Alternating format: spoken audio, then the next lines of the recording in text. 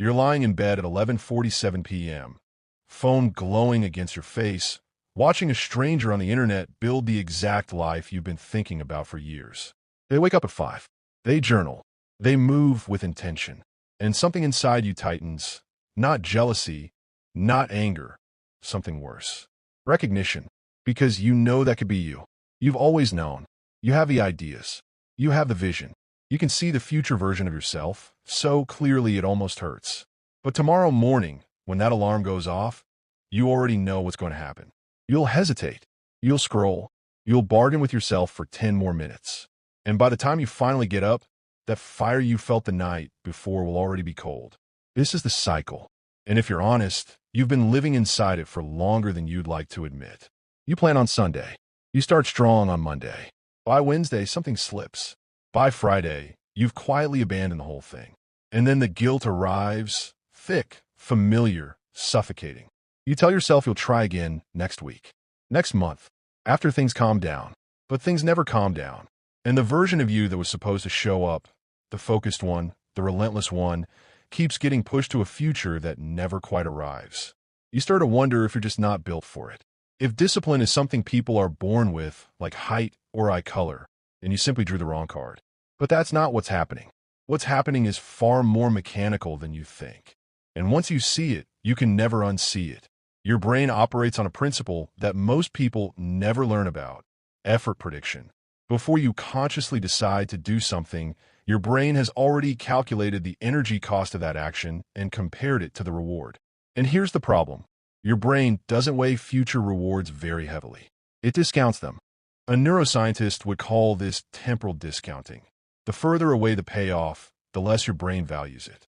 So when you're sitting on the couch and the choice is between working on your goal, which might pay off in 6 months, and watching something entertaining, which pays off in 6 seconds, your brain doesn't even consider it a real competition. Comfort wins. Every time. Not because you're weak. Because your nervous system was engineered for immediate survival, not long-term ambition. And then there's dopamine, the most misunderstood molecule in your body. Dopamine doesn't reward completed action. It rewards anticipated pleasure. So when you spend an hour watching content about success, about productivity systems, about morning routines, your brain releases dopamine as if you've already done the work. You feel the glow of progress without producing a single result. The inspiration becomes the experience. And when it's time to actually execute, your motivation is already spent. You consumed the feeling without earning it. This is why you can binge an entire playlist about discipline and still not do the dishes. But there's a layer beneath this that's even more difficult to confront. Fear. Specifically, the fear of discovering your own limits. Right now, in this ambiguous space where you haven't truly committed, you get a hold onto the belief that you could succeed if you really tried. That belief is comforting. It's a psychological safety net. But the moment you go all in, the moment you genuinely give your best, you risk learning that your best isn't enough. And that terrifies the unconscious mind. So it creates friction. It generates procrastination, distraction, even fatigue. Not because you're lazy, but because your psyche is staging a quiet protest against vulnerability.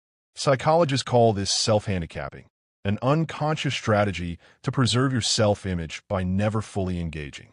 Perfectionism is delay in disguise. You wait for the perfect plan, the perfect moment, but you're really protecting yourself from imperfect results. Because imperfect work, to the perfectionist brain, feels like imperfect identity. Here's the shift. Stop waiting for motivation. Action creates motivation, not the other way around. When you begin a task, even clumsily, even reluctantly, your brain starts generating momentum. Dopamine flows toward the activity. Focus sharpens. Resistance drops. The hardest part is always the first 90 seconds. But don't rely on willpower. It runs out. Instead, design your environment. Put your phone in another room. Lay out your workout clothes the night before. Make the right choice the easiest choice. And shrink every task radically. Not a chapter, one sentence. Not an hour, one page. Small actions bypass your brain's resistance. Once you're in motion, momentum takes over. Change doesn't arrive like a thunderstorm. It arrives like a sunrise. Start now. Start small. Start anyway.